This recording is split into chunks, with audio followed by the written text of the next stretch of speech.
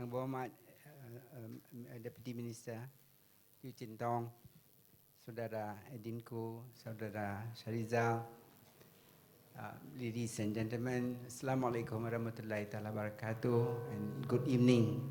Thank you very much for inviting me today here. And Bukit Bintang is of course a very interesting place. Once upon a time, when I first came to work in 1968, it was very sleazy. So we have a foundation, and I think back to 68, the place where Rose Chan, and the like. But okay, there were good times. And I remember I came to work in 1968, on September 16, 1968, as a clerk in Bank Negara. And Bank Negara was in State Trading Building. There were just 250 people, just about 10 years after it was formed. And on my first day, I came to work in the personnel department, and it was something like this, an open office, and we all had chairs and tables, and my chair was something like this, a bit higher. And I was sitting there. My job was to record the leave of all the staff. Whenever staff go on leave, I'd record them on individual cards. It was quite boring, but paid quite well, 318 ringgit per month, quite a bit in 1968. But when I turned and looked, and my boss was sitting at the back, his chair had an armrest, like Edin's chair. Now you know where I'm headed. My boss was just one step higher. He was not like big boss, just one step higher. So I asked him, his name was Kamaruddin Hashim. I said, Din, why is it that your chair has an armrest, my chair has no armrest? And so he said, because you are a clerk, I'm an officer. I said, saya tahulah, saya kerani. But why is it that I don't have an armrest? Okay, he said, listen. I am an officer. I have to think. So I have to put my arm on my armrest and like this and think. You are a clerk. You don't have to think. So you don't have an armrest. That's when I decided to go to university and become an officer. That was in 1968, about 10 years and a bit since independence, of course. And we became independent in 1957. After 446 years since we were colonized. Remember 1511? Albuquerque came and conquered Malacca. And since then, we have been ruled by the British, by the Portuguese, the Dutch, the British, the Japanese. The British came back again. And the Northerners will know that at one time we were also ruled by Thailand, Siam. So after 446 years, we became independent in 1957. We were not the only country to become independent then. Many countries regained independence after the war. Ghana, Nigeria, Philippines, and so many countries, India. And since 1957 until now, ups and downs, but under almost all definitions, we have done well. I'll just explain briefly. Of course, there's much more remains to be done, but we have done well compared to many countries who became independent then. And very interestingly, when we became independent, we were not supposed to do well. The thinkers then in World Bank, IMF, they thought that countries like Ghana, Nigeria, Philippines, Sri Lanka, which also became independent about the same time, would do better than us because we were dependent only on two products, rubber and tin. We didn't have big natural resources, and we had a multiracial population, which was deemed to be bad, accident waiting to happen. But looking back now, we have done well. We have done well compared to many of these countries. why have we done well?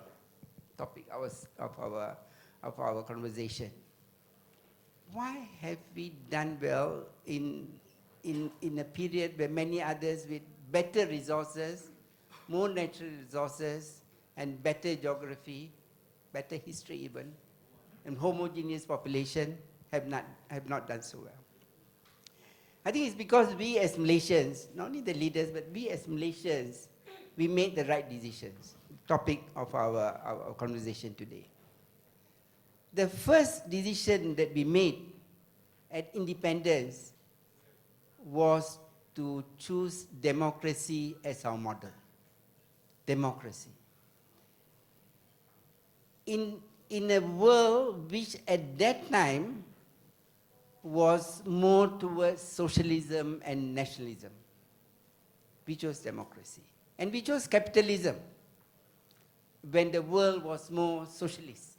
Almost every country was going socialist. And we chose an open economy to trade, to sell, and buy without restriction. And that made all the difference. Fast forward, the concept of democracy doesn't merely mean that we go to election every 5 years, everyone votes. That is, yes, part of democracy. But what is the test of democracy? What's the test of democracy? The test of democracy is that the country changes the regime and is done seamlessly and is done smoothly. That test did only happen, of course happened in the various states over many years, but only happened in 2018. In 2018, the people threw out the old regime and chose a new regime. There was no fighting, there was no turmoil, there was no bloodshed, it was smooth. That is the test of democracy. And that decision to have that democracy goes back, way back to 1957. Our founding fathers and our people and our government servants and the Malaysians made the right decision. And it was pragmatic and not ideological. Something that we need to be as we go forward from here. We have always to be pragmatic, practical, not ideological. I said we chose the capitalism, but the capitalism that we chose in 57 was laissez-faire. That was what the British had with us.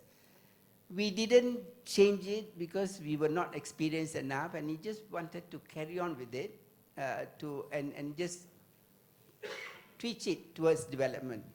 And what is laissez-faire?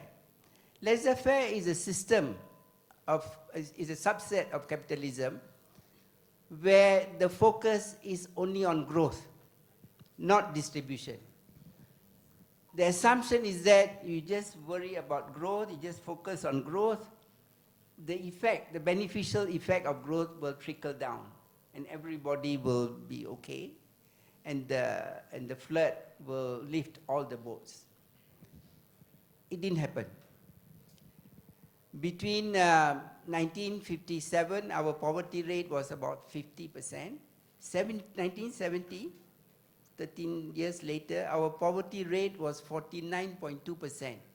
In fact, for the Bumiputra, it was already 60%.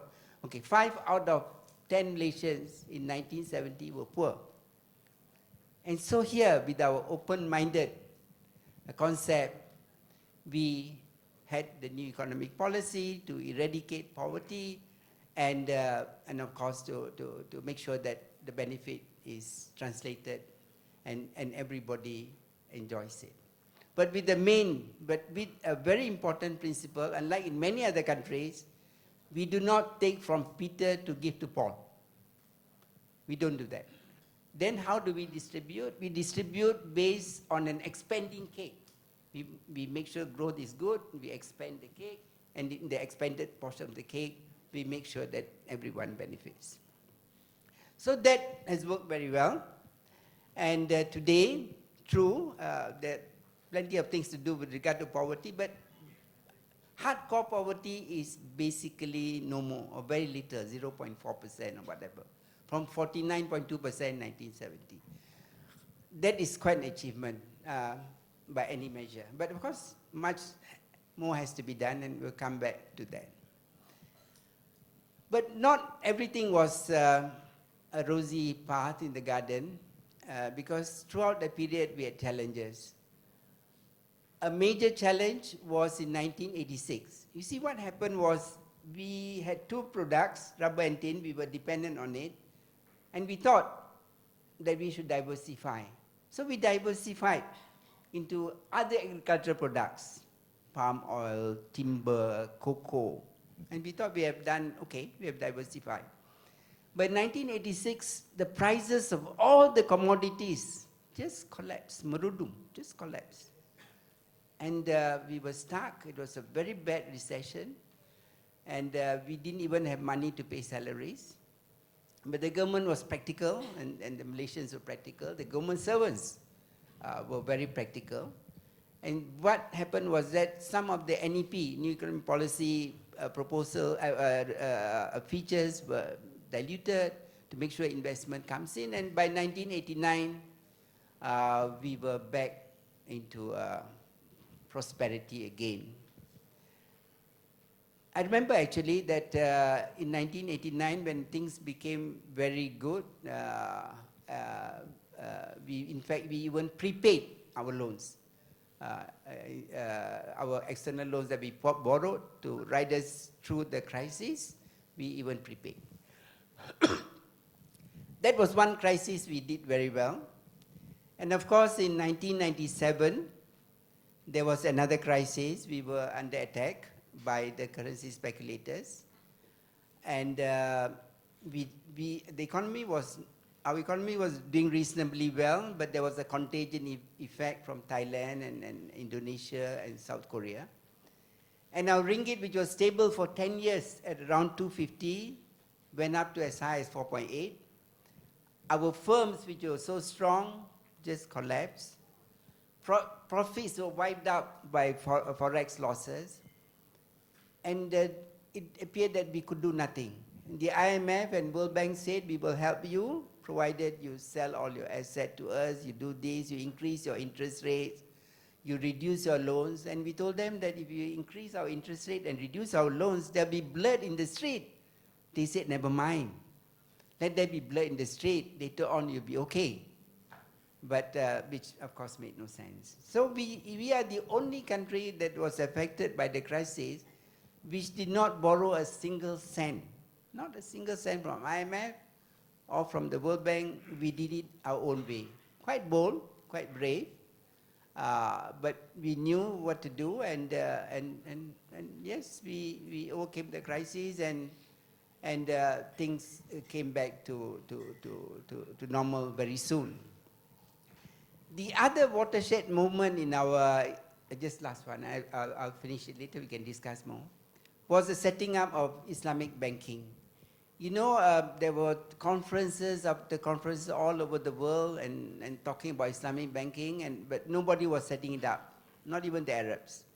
But 1981, we set up Islamic banking. But as usual, we were very pragmatic. It's just a step-by-step implementation. We just set up one branch, one bank, Bank Islam Malaysia, and for 10 years there was only one. And then after 10 years, when we knew that we could do it, then we set up more Islamic banks and more branches, but only as a part of the financial system. It was never intended to convert the conventional banking to Islamic. So today we are the only country in the world that has a dual banking system, Islamic and conventional. No other countries has a dual system. Many other countries have Islamic banking on the fringes of the main conventional system, but we have a dual system. So we have come a long way since 57. Our income when we became independent was only about 200 ringgit household income per family, and today household income is almost 7,000. And poverty has been reduced, and the upward mobility has been quite good. There were hardly any professionals. The number of professionals were very, very small, even in 1970. But professionals are more. In 1970, only 7 out of 1,000 Malaysians were professional. 7. Today, 46 out of 1,000 Malaysians are professionals. Of course, we want the figure to be bigger, but we have seen progress. Middle class is there and growing. There are challenges, of course. There are many challenges and many things we need to do differently. But knowing that we have met challenges before, we have overcome challenges, should give us hope that whatever the crisis, we can overcome. Because the most important element in our journey is hope. And just to conclude with the Greek mythology, you know, in Greek mythology, Pandora one day opened the box and let out all the evils except one, hope. The Greeks consider hope to be evil, but I don't understand why, but anyway. So she didn't let the evil out, didn't let hope out, Pandora's box. Everything was out, but after some time, she felt that hope should also be out there. So the hope. So basically the summary, rumusan of my initial presentation is that we have done reasonably well, but the challenges ahead of us are many and more complex and quite different perhaps. But with the success story behind us, we should have the hope that we can overcome whatever challenges. Thank you very much.